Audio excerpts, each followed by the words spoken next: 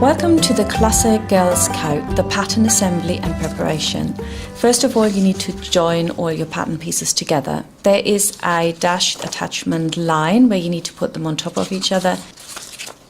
Each pattern piece has a different flower, so you can't get too confused. You might want to print off the scale to check that all pieces are true to size.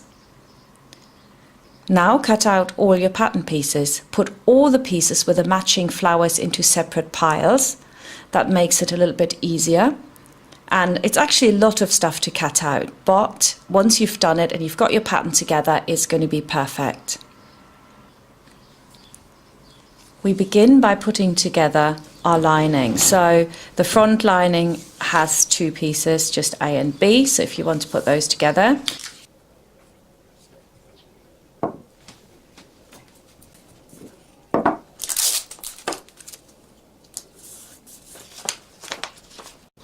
now we're putting the back together. That has three pieces, A, B and C. We also got some lining pieces for the back. And then we've got the front. The upper front just goes together here, A and B, very easy. And then we've got the lower front, which has A, B, C and D. So first of all, you put the top together, A and B, then the lower end, C and D, and then put them together. You can also see here on the right, we've got the pocket. If you are doing my little bow pocket, then of course you can just fold that part over.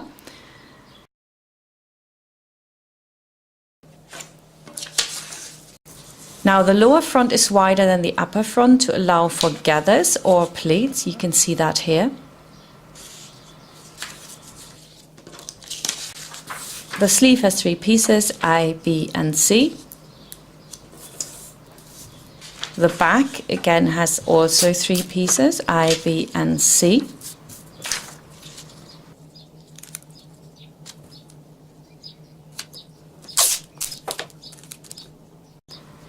The iron-on interfacing for the front coat has three pieces, A, B and C.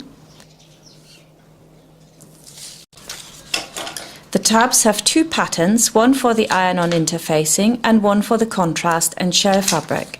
The pattern for the interfacing has no seam allowance.